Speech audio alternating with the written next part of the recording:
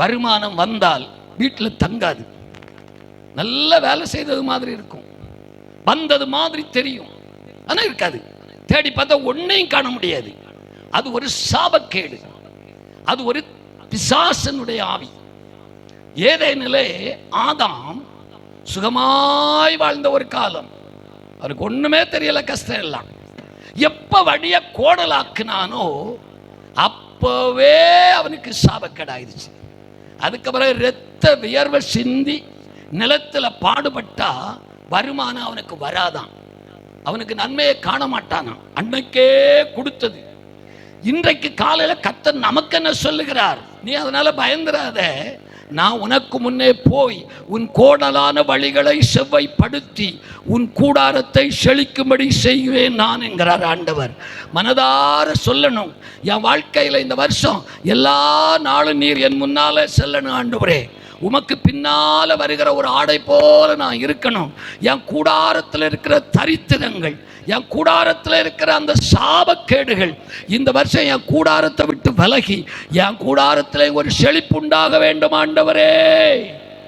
தாவீதுக்கு என்ன சொன்னார்? உனக்கு நான் நிலையான வீடை கட்டுவேன். ஒன்று பொருளாதாரம், இன்னொன்று உன் அரண்மனையிலும் உன் அலங்கத்திலும் சுகமும் சமாதானமும். அதான் செழிப்பினுடைய அடுத்த பகுதி. சிலருக்கு பணம் இருக்கும், சுகம் இருக்காது. பணம் இருக்கும், சமாதானம் இருக்காது. அது தேவன் எடுக்க செழிப்பு அல்ல. கர்த்தர் உன்னை செழிப்பாக்கும் போது நீ சுகமாய் வாழ்ந்து சமாதானத்தோடு வாழ்ந்து ஆசீர்வாதத்தோடு வாழ்ந்து இருப்பாய் என்று வேதம் சொல்லுகிறது. அல்லேலூயா சொல்லுங்கள். இன்னைக்கு அதை பார்க்க முடியல. குடும்பம் பிள்ளைகளோட இருக்கணும்.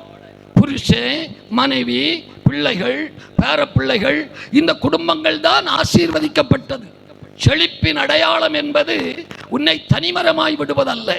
நீ உன் பிள்ளைகளோட வாழணும், பேர பிள்ளைகளோட வாழணும். 128ஆம் சங்கீதம் குடும்பத்தை ஆசீர்வாதத்தை குறித்து சொல்லுகிறது.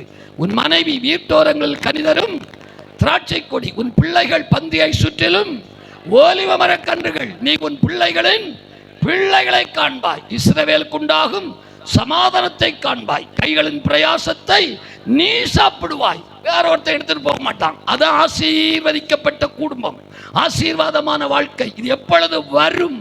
உன் வாழ்க்கையை செவ்வாய்ப்படுத்தும் போது கர்த்தருடைய ஆசீர்வாதம் குடும்பத்திற்கு வரும். தரித்திரத்தில் இருக்கிறவர்கள், கடன் வாங்கியே வாழ்க்கையை ஓட்டுகிறவர்கள் இந்த வருஷம் அதுக்கு ஒரு முற்றுப்புள்ளி வைக்கணும். என் ஆண்டவர் என் முன்னால போயிட்டு இருக்கிறார், என் பாதையை செவ்வாய்ப்படுத்துகிற தேவன் எனக்கு முன்னே போகிறார். அவர் அமர்ந்த தண்ணீர் அண்டையிலே என்னை நடத்துவார், பசும்புல் மேய்ச்சலிலே என்னை மேய்ப்பார். பசும்புல் மேய்ச்சலிலே என்னை மேய்ப்பார், அமர்ந்த தண்ணீர் அண்டையிலே என்னை நடத்துவார். என்னுடைய நல்ல மேய்ப்பன் எனக்கு முன்னே போய்கொண்டிருக்கிறபடியினாலே எனக்கு ஒரு குறையும் இந்த வருஷம் இல்லை. கூடாரம் செழிக்கும். எல்லாரும் கண்ணை மூடி ஒரு சின்ன ஜெபம் பண்ணுங்க பார்க்கலாம். கர்த்தாவே, இந்த வருஷம் என் கூட எல்லாரும் சொல்லுங்க, என் கூடாரத்தில் இருக்கிற, என் வீட்டில் இருக்கிற இந்த தரித்திரம் எல்லாம் போகணும்ப்பா. இந்த வருஷம் என் வீட்டில் ஒரு செழிப்பு உண்டாகணும். இந்த வருஷம் என் குடும்பத்தில் ஒரு நன்மை உண்டாகணும். நற்சீர் உண்டாக செய்வேன்னு சொன்னீரே, அது உண்டாகணுமானா என் வாழ்க்கை செவ்வையாகணும்னு சொல்றீங்கப்பா, பரிசுத்தமாகணும்னு சொல்றீங்க. ஆண்டவரே, என்னை பரிசுத்தப்படுத்தி விடுவீராக, என் வாழ்க்கையை செவ்வாய்ப்படுத்தி விடும். கோணலான வழிகளை விட்டு திரும்பி வர கிருபை தாரும். செவ்வையான பாதையில நான் நடக்க எனக்கு உதவி செய்வீராக. அல்லேலூயா, அல்லேலூயா. வேகமா போவோமா? நடக்குமா? கண்டிப்பா நடக்கும். நடக்குமா? நடக்கும். நீ கீழ்ப்படியணும், கர்த்தருடைய சத்தத்தை கவனமா செவி கொடுக்கணும், ஆண்டவர் சொல்றதை கேட்கணும். கேட்டா கர்த்தர் அவருக்கு சத்தம் கேட்ட ஆடுகள் அவருக்கு பின்னால 10 நாள் அப்படிதான் சொல்லும். ஆடுகளின் சத்தத்தை அறிந்திருக்கிறபடியினால் எனக்கு பின்னால வரும். வேற எங்கேயும் போயிட முடியாது.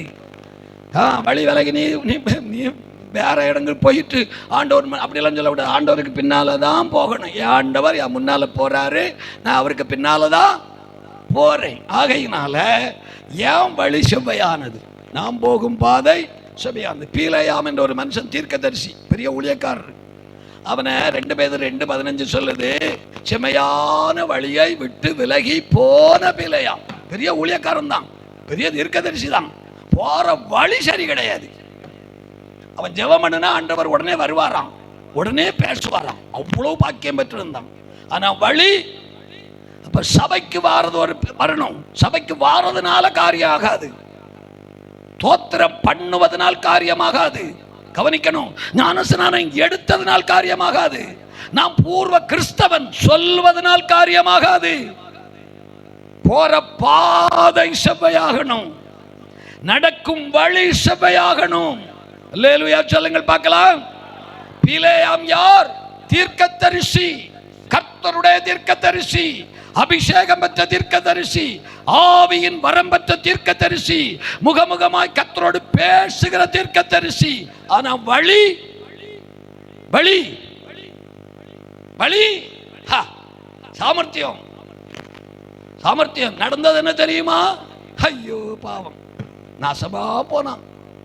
வழியை எப்ப விளக்கினானோ அப்பவே அவன் செத்தான். அவன் குடும்பம் அழிஞ்சது, அதோட போச்சுது. சத்ருவோடு கூட அழிஞ்சு போனான். பிலேயாம் சரித்திரம் அழிவை கண்டு போனது. காரணம், வழி செம்மையாய் இல்லை.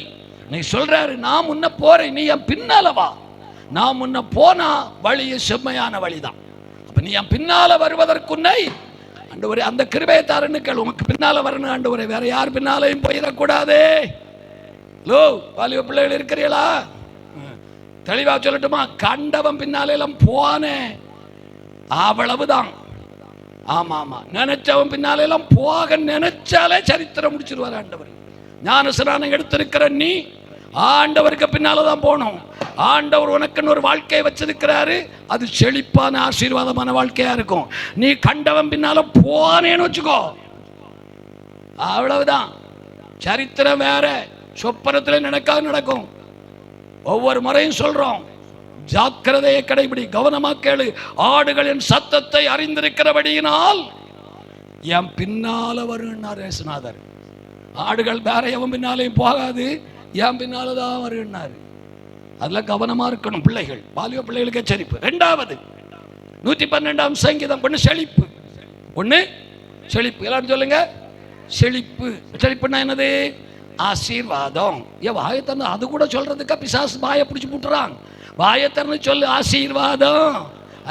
இந்த வருஷம் கர்த்தர் என் குடும்பத்தை ஆசீர்வதிப்பார், என் குடும்பத்தில். வாயத்தன்னு சொல்லு, இப்படி ஆட்டாத பிசாசு மாதிரி. வாயத்தன்னு சொல்லு, கர்த்தர் என் குடும்பத்தை ஆசீர்வதிப்பார், என் குடும்பத்தில் இருக்கிற தரித்திரம் விலகும், இந்த வருஷம் கர்த்தருக்கு பின்னால நான் நடப்பேன், ஆண்டவருக்கு பின்னாலதான் போவேன், வேற எங்கேயும் போக மாட்டேன். 2வது 112ஆம் சங்கீதம் 4வது வசனம். செம்மையானவர்களுக்கு இருளிலே வெளிச்சம் உதிக்கும். செம்மையானவனுக்கு இருளிலே வெளிச்சம் உதிக்கும். 143ஆம் சங்கீதம் அப்படிதான் நினைக்கிறேன். அதுல ஒரு 3வது வசனம் படிங்க பார்க்கலாம். சத்துரு பிசாசு என் ஆத்துமாவை தொடர்ந்து பிடித்து என் பிராணனை தரையோட நசுக்கி வெகு காலத்துக்கு முன் மரித்தவர்களைப் போல என்னை இருளிலே உட்கார வைத்த பிசாசு குடும்பங்களை, வாழ்க்கையை தரையோடு நசுக்கி அழித்து சின்ன பின்னமாக்கி இருளிலே உட்கார வைத்திருக்கிறான். நற்சீர் உண்டாக செய்வேன் என்கிறார் ஆண்டவர். ஹலோ, நல்லா இருந்தது ஒரு நாள், இப்ப எல்லாத்தையும் தரையோட ஒண்ணுக்கு வாயவில்லை போல இருக்க, தமிழே தெரியாது போல இருக்கு, எல்லாம் வெள்ளக்காரனுக்கு பிறந்தது போல இருக்கு. தரையோட யாரு? சத்துரு குடும்பத்தை, பிள்ளைகளை, வருமானத்தை, சரீர சுகத்தை, சமாதானத்தை, சந்தோஷத்தை தரையோட நசுக்கிட்டான். தோத்திரம் உண்டு, சந்தோஷம் உண்டா? தரையோடு நசுக்கிட்டான். தோத்திரம் உண்டு, சமாதானம் உண்டா? தரையோடு நசுக்கிட்டான். அபிஷேகம் உண்டு, ஆசீர்வாதம் உண்டா? தரையோடு நசுக்கிட்டான். நசுக்கினவன் எங்க உட்கார வச்சிருக்கிறான்? வெளிச்சத்துல இருளிலே உட்கார வைத்திருக்கிறான். நல்ல பிள்ளைகள் இருக்கிறது வீட்டுல, நல்ல தங்கமான பிள்ளைகள் எங்க உட்கார்ந்து இருக்குது? இருளிலே உட்கார வைத்திருக்கிறான். ஆண்டவர் சொன்னாரு 112 செம்மையானவனுக்கு இருளிலே வெளிச்சம் உதிக்கும். ஹலோ, செம்மையானவனுக்கு இருளிலே வெளிச்சம் உதிக்கும். தீர்க்க தரிசன வார்த்தையை கேளு, விசுவாசம் இருந்தா ஏற்றுக்கோ. உனக்குத்தான் சொல்லுகிறார் என்பதை புரிந்து கொள். சத்துரு உன் வாழ்க்கையை அழித்து உன்னை முன்னேற விடாமல் உன்னை இருளிலே உட்கார வைத்திருப்பானால், இந்த வருஷம் கர்த்தர் சொல்லுகிறார், நான் உனக்கு முன்னே போய் கோணலானதை செவ்வையாக்கி இருளிலே இருக்கிற உன்மேல் என் வெளிச்சத்தை உதிக்கும்படி செய்வேன். சத்துரு உன்னை இருளிலே உட்கார வைத்தான், நானோ அந்த இருளிலே என் வெளிச்சத்தை உனக்காக உதிக்க செய்வேன். உன்னை செம்மைப்படுத்துகிற கர்த்தர் நான். உனக்கு முன்னே போவேன், உனக்கு நற்சீர் உண்டாகும். அதனால தோத்திரம் ஜெபம் பண்ணும், அப்படி ஜெபம் பண்ணு. பிசாசு என் வாழ்க்கையெல்லாம் இருட்டிலே வச்சுட்டான் ஆண்டவரே, வெளிச்சத்தையே காண விடாம ஆக்கிட்டான். நீர் என்னை செம்மையான பாதைகளை நடத்தும் போது இருட்டிலே வெளிச்சம் உதிக்கும். 60ஆம் அதிகாரம் ஏசாயா வாசிக்கிறதுக்கெல்லாம் நேரம் இல்லை, சொல்லி போடுறேன். ஏசாயா 60 1 இருந்து 5 வரை வர்ற நேரத்தில் 5வது வசனம் சொல்லும், உன் இருதயம் அதிசயப்பட்டு பூரிக்கும். அந்த வார்த்தை இருக்கும். வெளிச்சம் உதித்தால் இருளிலே இருக்கிற உன் குடும்பத்தில் வெளிச்சம் உதித்தால் உன் இருதயம் அதிசயப்பட்டு பூரிக்கும். உன் இருதயம் அதிசயப்பட்டு பூரிக்கும்.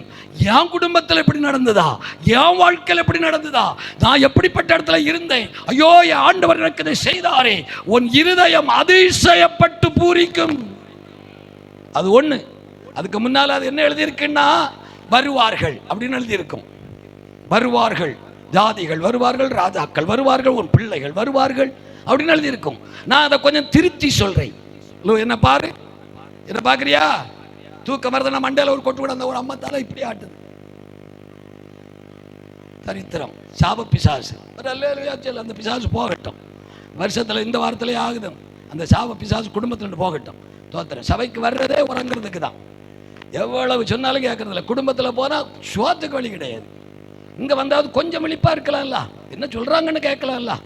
ஆண்டவர் நல்ல வார்த்தையை அனுப்பும்போம். ஆண்டவரே என் குடும்பத்தில் நடக்கணும்ப்பா, வாழ்க்கையில் அது வந்துடணும் சுவாமி, நான் இருக்கிற நிலைமை அதுதான் ஆண்டவரே, அப்படி ஒரு சிந்தையாவது இருதயத்தில் வரணும். இல்ல நான் சபைக்கு போறேன், எதுக்கு?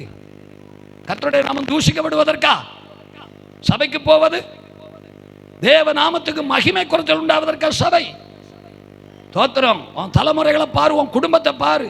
தேவ நாமம் மகிமைப்படுகிறதா, கர்த்தருடைய நாமம் தூஷிக்கப்படுகிறதா பாரு. தோத்திரம். அவர் என்ன சொல்றாரு? வருவார்கள். என்ன சொல்லுகிறார்? யாரெல்லாம் வருவார்கள் பட்டியல் போடுகிறார். நான் உங்களுக்கு இப்படி சொல்றேன். தோத்திரம். வர வேண்டியதெல்லாம் வரும். வரவேண்டியது வருங்கன்னா வியாதி வருகன்னு இல்ல, கடன் வருகன்னு சொல்லல. உனக்கு நன்மையானவைகளாக உன் வீட்டுக்கு எவைகள் வர வேண்டுமோ அவைகளெல்லாம் வரும். வெளிச்சம் உதித்தால் நன்மையான கிருபைகள், நன்மையான ஈவுகள், உனக்கு வர வேண்டியவைகள் தடையில்லாம உன்னை தேடி வரும்படி கர்த்தர் செய்வார். இந்த வருஷம் அப்படி சொல்லுங்க பார்க்கலாம். எனக்கு வர வேண்டிய நன்மைகள், எனக்கு வர வேண்டிய ஆசீர்வாதங்கள், எனக்கு வர வேண்டிய சுகமான அனுபவங்கள் இந்த வருஷம் கர்த்தர் என்னை தேடி வரும்படி செய்வார். கர்த்தருடைய வெளிச்சம் என் இருளிலே உதிக்கிறபடியினாலே எனக்கு வர வேண்டிய நன்மைகளும் ஆசீர்வாதங்களும் அவைகள் என்னை தேடி வரும்படியாய் என் தேவன் எனக்கு செய்வார். வருவார்கள், சபைக்கு வருவார்கள். வெளிச்சம் உதிக்கணும். அப்போ சபை செம்மையான பாதை, சபை பரிசுத்தத்தை முக்கியப்படுத்தணும், சபைகளை பரிசுத்தம் முன்னணிக்கணும். வருவார்கள், வெளிச்சம் உதிக்க. அடுத்த வார்த்தை சொன்னா அது இருதயம் அதிசயப்பட்டு அது வரும்போ உன்னாலேயே அதை கிரகிக்க முடியாதான். இருதயம் அவ்வளவு சந்தோஷப்படுமா. வெளிச்சம் உதிக்கும் போது இருதயத்தில் ஒரு பெரிய சந்தோஷம் உண்டா. 20ஆம் வசனத்துல சொல்லி முடிக்கும், உன் துக்க நாட்கள் முடிந்து போகும். அவ்வளவுதான். 25ஓட உன் துக்க நாட்கள் முடிந்து போகட்டும். பிறந்திருக்கிற 26வது ஆண்டு நீ சந்தோஷத்தை அனுபவிக்கிற ஒரு ஆண்டாக இருக்கட்டும். ஆண்டவரை பார்த்து அப்படியும் சொல்லுங்க ஒரு வார்த்தை, ஆண்டவரே, கடந்த வருஷத்துல கூட எத்தனை நாட்கள் வேதனையோட, துக்கத்தோட, கண்ணீரோட நான் பெருமூச்சோட ஓடினேன்ப்பா. இந்த வருஷம் என் வாழ்க்கையில் அப்படி ஒரு அனுபவமே வரக்கூடாது ஆண்டவரே. என் வாழ்க்கையில் இருக்கிற துக்க நாட்களுக்கு முடிவு உண்டாகிற வருஷமாக இந்த வருஷம் இருக்கணும். கர்த்தர் சொல்லுகிறார், செம்மையானவனுக்கு இருளிலே வெளிச்சம் உதிக்கும். இருளிலே வெளிச்சம் உதித்தால் உன் துக்க நாட்களுக்கு முடிவு உண்டாகும். உன் பெருமூச்சுக்கு முடிவு. சத்தமா சொல்லு. 30 நாள் பட்டினி இடந்துகிட்டு வந்து உட்கார்ந்து வாயை திறந்து சொல்ல சந்தோஷம். ஏய், வார்த்தை கொல்லும். பேசுகிற வார்த்தையில ஜீவன் உண்டு. தோத்திரம். ஏன் உயிரை கொடுக்கிறேன் தெரியுமா? அதுல ஒரு ஆசீர்வாதம் உண்டு. ஏன் இவ்வளவு கத்துறேன் தெரியுமா? அதுல ஒரு ஆசீர்வாதம் உண்டு.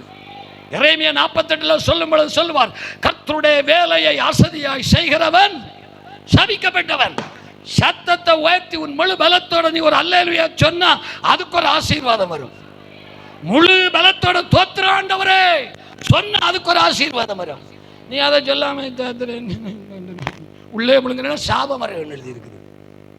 நீ சொல்றது சோத்திரம் தான், வாய்க்கு வெளியே வரமாட்டேங்குது. 48:10 படி. எரேமியா 48:10. கர்த்தருடைய வேலையை அசதியாய் செய்கிறவன் சபிக்கப்பட்டவன். சாபம் எப்படி வரும்?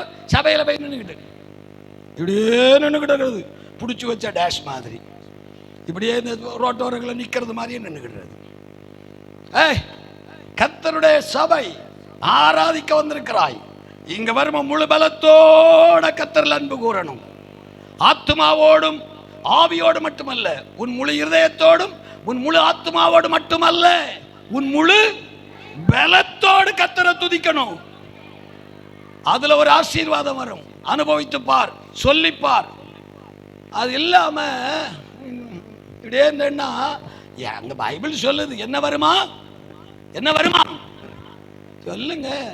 ஏன் யோசிக்கிற? கர்த்தருடைய வேலையை அசதியாய் செய்தால் சாபம் வருமா? நான் சொல்லல. எனக்கு என்ன, குடும்பங்கள்ல சில கிறிஸ்தவ குடும்பங்களுக்குள்ளாலே சாபம். அது சொல்றதும் தெரியாது, ஜெபம் பண்றதும் தெரியாது, தோத்திரம் பண்றதும் தெரியாது, பாட்டு பாடுறதும் தெரியாது. ஆனா சபையில் இருக்கிறேங்க. அப்படி அல்ல. உன் முழு பலத்தோடு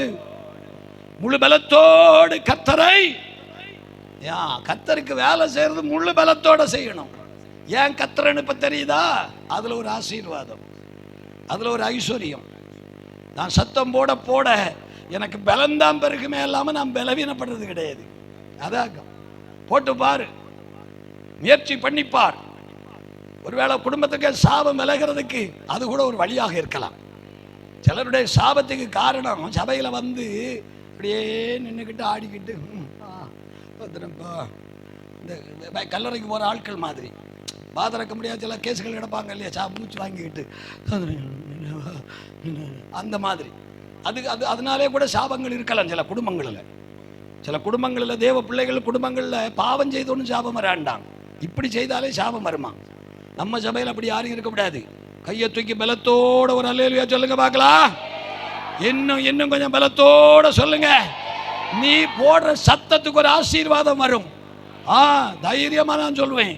நீ சத்தமா போட போட கர்த்தரிடத்தில் உனக்கு ஆசீர்வாதம் வரும். துக்க நாட்கள் முடியும். என்னெல்லாம் நடக்கும்? கூடாரம் செழிக்கும். கூடாரம் செழிக்கும் அப்படின்னா ஐஸ்வர்யம் வரும், சமாதானம் வரும், சுகம் வரும். கேக்குதா? அங்கெல்லாம் இந்த குழப்படிகள் எல்லாம் இருக்காது.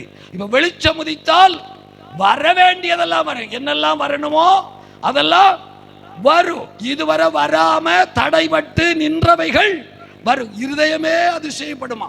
வரும்போம் இருதயமே அதிசயப்படுமாம். துக்க நாட்கள் முடிந்து போகும். 3வது 112ஆம் சங்கீதம் 2வது வசனம்.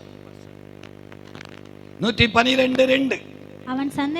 அவன் சந்ததி பூமியிலே பலத்திருக்கும் வம்ச செம்மையானவர்களுடைய வம்சம் ஆசீர்வதிக்கப்படும். யாருக்கு வம்சம் ஆசீர்வதிக்கப்படும்? இப்ப தலை வந்து பாருங்க.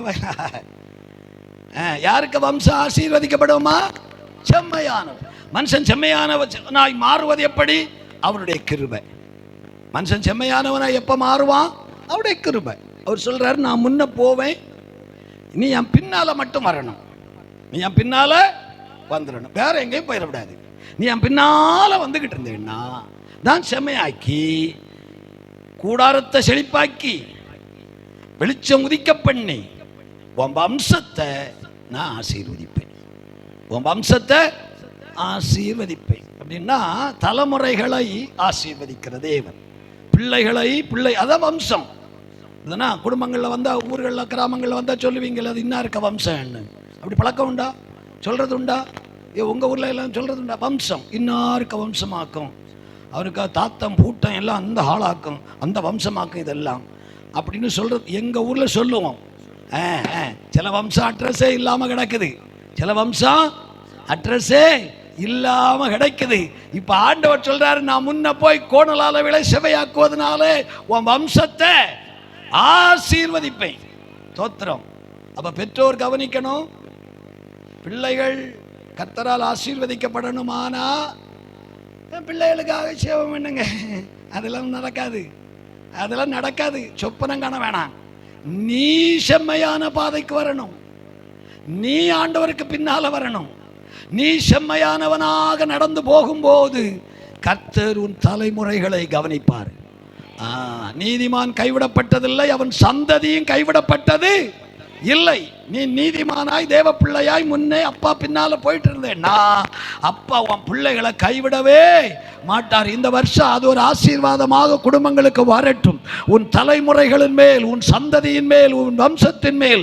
ஏசாயா 44 அதிகாரம் 3வது வசனம் இப்படி சொல்லுகிறது. படியுங்கள் பார்க்கலாம். ஏசாயா 44:3. தாகமுள்ளவை மேல் தண்ணீரையும் வறண்ட நிலத்தின் மேல் ஆறுகளையும் ஊற்றுவேன், உன் சந்ததியின் மேல் என் ஆவியை ஊற்றுவேன். அல்லேலூயா சொல்லுங்க பார்க்கலாம்.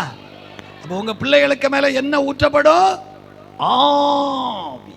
என்ன ஊற்றப்படும்? அப்ப உன் பிள்ளைகள் எப்படிப்பட்ட பிள்ளைகளாய் இருப்பார்கள்? ஆவிக்குரிய தலைமுறைகளாய், ஆவிக்குரிய சந்ததிகளாய் கர்த்தர் உன் பிள்ளைகளை எழுப்புவார். கேக்குதா? நீ செம்மையானவனா நடக்கணும். பிள்ளை சர்ச்சுக்கே வர்றதில்லைன்னு சொல்ற, குடும்பங்கள் சர்ச்சுக்கே வர்றதில்லை. நான் பெந்தே கொசுங்கிற உன் வழி செம்மையாகணும். உன் வழி செம்மையானால் உன் வம்சத்தை கர்த்தர் ஆசீர்வதிப்பார். அது அவருடைய கருவை. அவர் சந்ததிகள் மேல் கவனமாயிருக்கிற தேவன். காலையில் இந்த வருஷம் உன் பிள்ளைகளை குறித்த பாரமும் கரிசனையும் கவலையும் உனக்கு வரணும். அது வரும் பொழுது நீ ஒன்னும் முட்டி மாதாண்டா, ஏசப்பா பின்னால ஒழுங்கா நீ வந்தா போதும். ஏசப்பா பின்னால பகல் கால கையை பிடிச்சிக்கிட்டு சொல்லு, ஏசப்பா பின்னால வாயை திறந்து சொல்லு. கையை பிடிச்சிக்கிட்டு வானத்தை பார்க்காத, பிடிச்ச ஆளுக்க முகத்தை பாரு. கையை பிடிச்ச ஆளுக்க முகத்தை பார்த்துக்கிட்டு சொல்லு, ஏசப்பா பின்னால நீ ஒழுங்கா வந்தா போதும், கர்த்தர் உன் பிள்ளைகள் எல்லாம் ஆசீர்வதிப்பார். எங்களுக்கு பிள்ளைகளே இல்லையே, நம்ம முன்னே இருக்க எல்லாம் சொல்லுது. உனக்கு நயசிநாதர் வராட்டா 10 வருஷம் போற நேரம் உனக்கும் பிள்ளைகள் வரும்ல, அந்த பிள்ளைகளை ஆசீர்வதிப்பார். இப்பவே அது வாக்குத்தத்தமா வச்சுக்கோ. ஏசப்பா வராட்டா எனக்கு ஒரு குடும்பமாகி எனக்கு 2 பிள்ளைகள் பிறக்கிற காலத்தில் எனக்கு பிறக்கிற பிள்ளைகள் ஆவியின் கிருபையை பெற்ற பிள்ளைகளாக கர்த்தர் எங்க பிள்ளைகளை உயர்த்துவார்.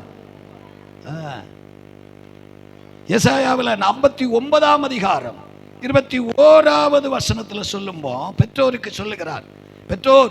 பெற்றோர் ஆவிக்குரிய பெற்றோர், மூத்த தலைமுறை கண்டா கோபம் வருது எனக்கு. பிள்ளைகள் சர்ச்சுக்கே போறதில்லை. தோத்திரம்.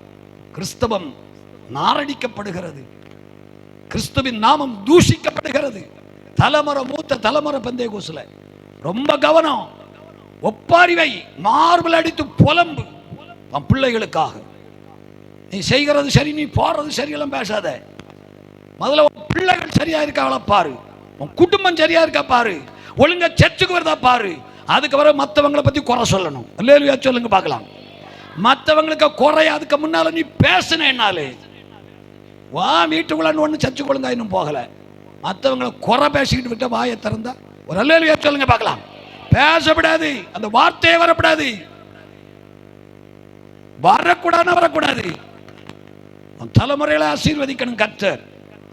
அதான் பாரு, ஏசாயா 8 சொல்லுவாரு, இதோ கர்த்தர் எனக்கு தந்த என் குடும்பமும் என் பிள்ளைகளும் இஸ்ரவேலிலே எருசலேமிலே அற்புதங்களாகவும் அடையாளங்களாகவும் இருக்கிறோம். கர்த்தர் ஆசீர்வதித்திருக்கிறார், குடும்பத்தை பிள்ளைகளை ஆசீர்வதித்திருக்கிறார். நான் பெருமைக்கு சொல்றேன்னு நீங்க நினைச்சுக்கலாம், வச்சுக்கலாம், ஒன்றும் பிரச்சனை இல்லை. சாட்சி தான் தானே சொல்லணும். எனக்கு போற இடங்கள் எல்லாம் கேட்கறது, வெளியே எங்க போனாலும் கேட்பாங்க. பிள்ளைகளை டாக்டர் ஆக்கியிருப்பான், என்ஜினியர் ஆக்கியிருப்பான், நீங்க என்ன உங்க பிள்ளைகளை பாஸ்டர் ஆக்கி வச்சிருக்கிறீங்க. அதுபோல ஒரு பாக்கியம் வேற இல்லை. சரி, அடுத்த கேள்வி, பிள்ளைகளுக்கு பேர பிள்ளைகள் எத்தனை பேர் பாஸ்டர்? 4 பேர். பேர பிள்ளைகள் 4 பேர். அவங்க என்ன பண்றாங்க? இப்ப படிச்சுக்கிட்டு ஊழியறாங்க. ஒரு ஆளு 4 வயசுல இருந்தே மியூசிக் போட ஆரம்பிச்சுட்டாரு சர்ச்சில். 4 வயசுல இருந்தே. ஆமா ஆமா, 5வது வயசு வந்த காலத்துல தாத்தா முன்னால போட்டதோட இப்ப நான் நல்லா போடுறேன் இல்லான்னு. ஆமா, நல்லா போடுறேன் அவன். அப்ப பேர பிள்ளைகள் எல்லாம் என்ன பாஸ்டர் செய்யறாங்க? ஒருத்தி டாக்டர் ஆகணும்னு சொன்னா பிறகு அவளே வந்து சொன்னா, வேணாப்பா நானும் ஊழியம் தான் செய்வேன்னுட்டா. ஆவிக்குரிய ஆசீர்வாதம் வம்சத்தின் மேல். ஆரோனுடைய பிள்ளைகளை கர்த்தர் ஆசீர்வதித்தார். உலகத்தில் அந்த பாக்கியம் வேணும். 4 பிள்ளைகளும் 4 ஊழியம் தான். 4 ஊழியமா? ஆமா, வேற டாக்டர் வந்து எங்க முன்னாலதான் மண்டிடுவாரு. டாக்டர் என்ன பார்த்தா கையாத்து வச்சு ஜோமனுங்க பாஸ்டர், எங்க ஆஸ்பத்திரியில வந்து ஒரு ஜோமனுங்க பாஸ்டர், இங்க ஒரு அற்புதம் நடக்க ஜோமனுங்க பாஸ்டர், பேஷண்ட் வர்றதுக்கு ஜோமனுங்க பாஸ்டர் என்ன எங்களைத்தான் கூப்பிட்டு கிடக்கிறாரு டாக்டர். நாளைக்கு ஒரு ஆப்ரேஷன் பண்ணணும் பாஸ்டர், மேஜர் ஆப்ரேஷன், நீ கொஞ்சம் ஜோமன் எடுங்க பாஸ்டர், ஆப்ரேஷன் சக்சஸ் ஆகணும், செத்துறப்படாது. அப்ப நோயாளி சாகாம இருக்கணுமானா ஆப்ரேஷன்ல யார் ஜெபம் பண்ண வேண்டியது இருக்கு? இப்ப பண்ற ஆளு பெரிய ஆளா, நாங்க பெரிய ஆளா? அதுதான், அதைத்தான் சொல்றோம். வம்சம் அது ஆவியின் அபிஷேகம் முதல்ல. அடுத்த வார்த்தை சொல்லுது, உண்மை அந்த 59:21. அப்பொழுது நீ இவர்களை எனக்கு பிறப்பித்தவர். 59:21. உன்மேல் இருக்கிற ஆவி. உன்மேல் பெற்றோர் எல்லாரும் தலையை நிமிர்ந்து பாருங்க. பிள்ளைகள் உடையவர்கள், தலைமுறை உடையவங்க பாருங்க, பெந்தேகோஸ்து சபையில் இருக்கிறவங்க பாருங்க, ஆவிக்குரிய பிள்ளைகள் சொல்றவங்க பாருங்க.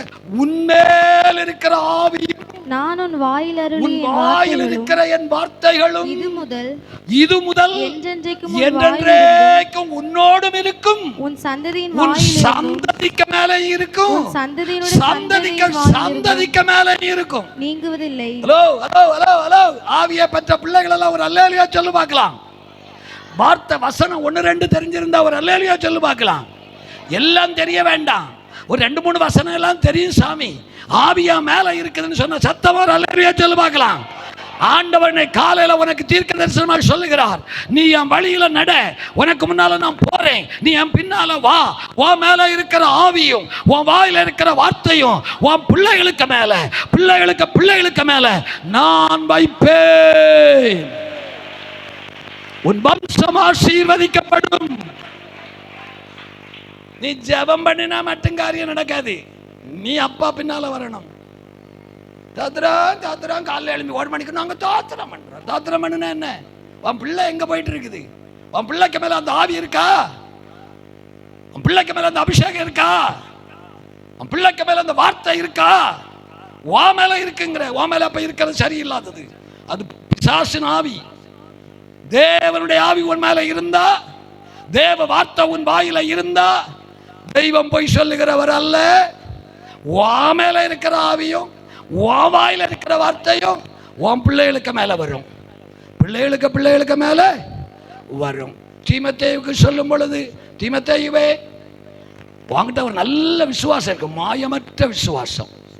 தீமோத்தேயு வாலிப பையன், வாலிப பிள்ளைகள் எல்லாம் கவனி, மாயமற்ற விசுவாசம்.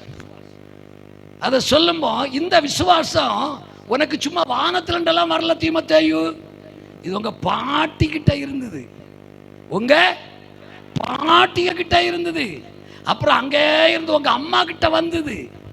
அதுதான் வாங்கிட்ட வந்திருக்குது. இங்கே வானம் பொத்துக்கிட்டு வந்ததுனால நினைக்காத தீமத்தேயு, உனக்கு இந்த கிருபை எங்க இருந்து வந்தது? உங்க அம்மாகிட்ட இருந்து. உங்க அம்மாவுக்கு அந்த கிருபை எங்க இருந்து வந்தது? உன் பாட்டிக கிட்ட இருந்து. வம்சத்தை ஆசீர்வதிக்கிற தேவன். காதுள்ளவன் கேட்க கடவன். காதுள்ளவன் மனம் திரும்பி அழணும், மார்பல் அடித்து அழணும். என் பிள்ளைகள் சர்ச்சுக்கே போகல, என் பேர பிள்ளைகள் சபை பக்கமே போறதில்லை. எங்கே உடைய வார்த்தை நிறைவேறவில்லையே? வம்சத்தை ஆசீர்வதிப்பேன் என்று சொன்னீரே, என் வம்சம் ஏன் ஆசீர்வதிக்கப்படல?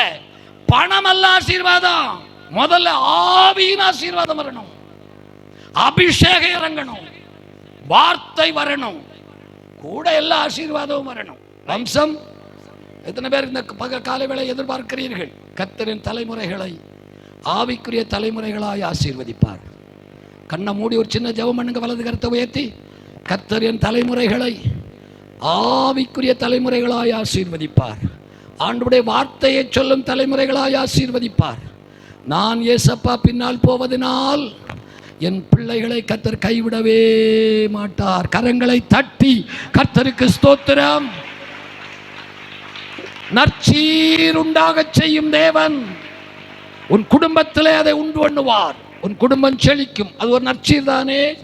இருளிலே வெளிச்சம் உதிக்கும், அது ஒரு நற்சீர் தானே. உன் வம்சம் ஆசீர்வதிக்கப்படும் நற்சீர் தானே.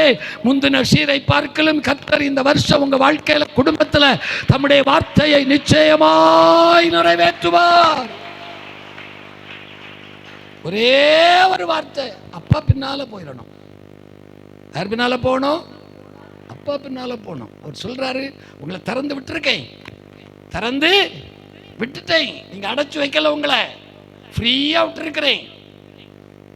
பார இடத்துல எங்கேயும் பயிரப்படாது, ஏன் பின்னால வரணும். எங்க போனாலும் திருப்பி கொண்டு போறதுக்கு 1000 பிசாசு சுத்தம், ஒரு பிசாசுக்கு பின்னாலையும் பயிரப்படாது. கடைசியா வாசித்து முடிப்போம். தோத்திரம் 140 சங்கீதம் 13 வசனம். 140:13. நீதிமான்கள் உமது நாமத்தை துதிப்பார்கள். நீதிமான்கள் உமது நாமத்தை துதிப்பார்கள். நல்லா கவனிங்க, நீதிமான்கள்னா யாரு? ரட்சிக்கப்பட்ட பிள்ளைகள், அப்பாவை விசுவாசிக்கிற பிள்ளைகள் என்று பாரு. யார் நீதிமான்? ஏசப்பாவை யாரெல்லாம் உண்மையா விசுவாசிக்கிறார்களோ, அவருடைய இரத்தத்தினால யாரெல்லாம் ரட்சிக்கப்பட்டிருக்கிறார்களோ, அவர்கள் எல்லாரும் நீதிமான்கள். ரோமர் 5 வீட்டில் போய் பிறகு படிங்க. ரோமர் 5. விசுவாசத்தினாலே நீங்கள் நீதிமான்களாக்கப்பட்டிருக்கிறீர்கள், அவருடைய இரத்தத்தினாலே நீங்கள் நீதிமான்கள் ஆக்கப்பட்டிருக்கிறீர்கள். நீதிமான்கள் என்ன செய்வார்கள்? நாமத்தை துதிப்பார்கள். அதைத்தான் நீங்க பண்ணிக்கிட்டு இருக்கிறீங்க. குடும்பங்களில் வாழ்க்கையில காலையில 4 மணிக்கே துதிக்க ஆரம்பிச்சிருவீங்க, அதுல ஒரு குறையும் இல்லை. ராத்திரி 12 மணி நேரம் துதிப்பீங்க, ஒரு குறையும் இல்லை. நீதிமான், ரட்சிக்கப்பட்ட நீதிமான், இயேசுவை விசுவாசிக்கிற நீதிமான் கர்த்தரை துதிப்பான். அடுத்த வார்த்தை, செம்மையானவன் சமூகத்தில் வாசம் பண்ணுவார். அது வேற. நீதிமான் அல்ல, செம்மையானவன். நீதிமான் என்ற பெயர் வந்தா போதாது, நீ செம்மையானவனா மாறணும். அப்படின்னா பரிசுத்தவான். செம்மையானவன் அவரோடு வாசம் பண்ணுவான். செம்மையானவன் அவரோடு வாசம் பண்ணுவான். யாரோடு? சர்வ வல்லமை உள்ள தேவனோடு. ஆதாம் செம்மையானவனாயிருந்த காலம் தேவனோடு சஞ்சரித்துக் கொண்டிருந்தான். ஆமேனா? ஒரு ஆமேன் சொல்லித்தான் பாரு. யாரோடு வாசம் பண்ணுவாய்? அவரோடு. சொல்லுங்க பார்க்கலாம், யாரோடு? அவரோடு. யார் அவர்? சர்வ வல்லமை உள்ள தேவன். யார் வாசம் பண்ணுவான்? நீதிமான் அல்ல. நீதிமான் துதிப்பான், தோத்திரம் சொல்லுவான், ஜெபம் பண்ணுவான். செம்மையானவன் அவரோடு வாசம் பண்ணுவான். இந்த பூமியிலேயும் வாசம் பண்ணுவான், வரப்போகிற பூமியிலேயும் அவரோடு வாசம் பண்ணுவான்.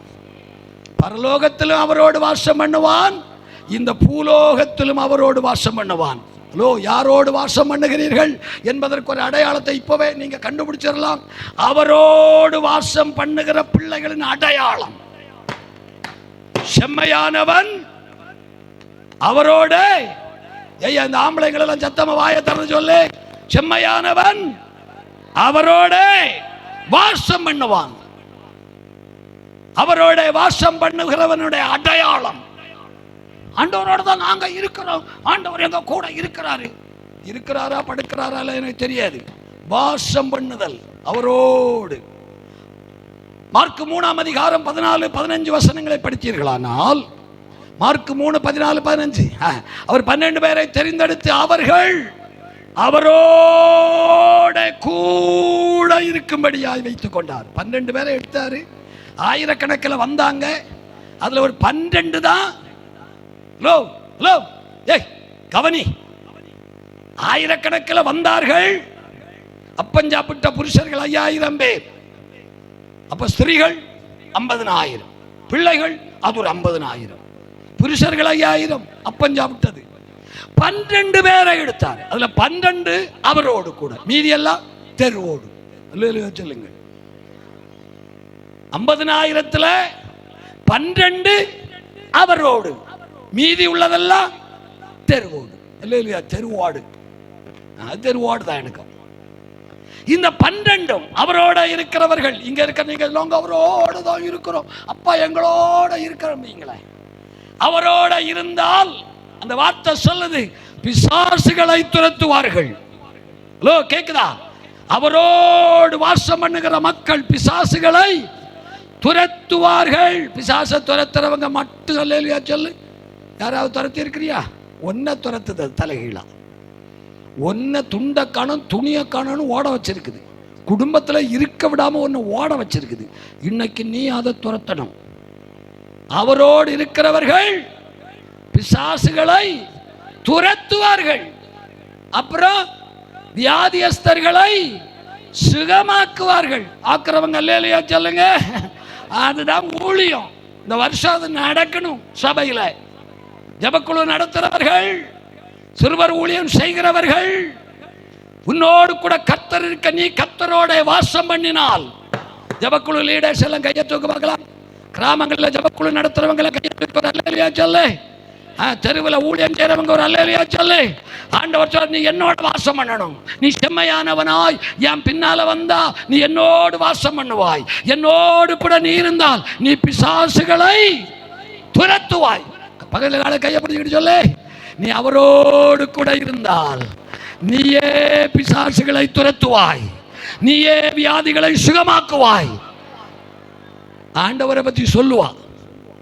அங்க எழுதிருக்க சுவிசேஷத்தை சொல்லுவேன், நீ ஆண்டவரை பற்றியும் சொல்லுவேன். அதுக்கு படிப்பறிவெல்லாம் தேவையில்லை, பள்ளிக்கூடத்துக்கெல்லாம் போக வேணாம்.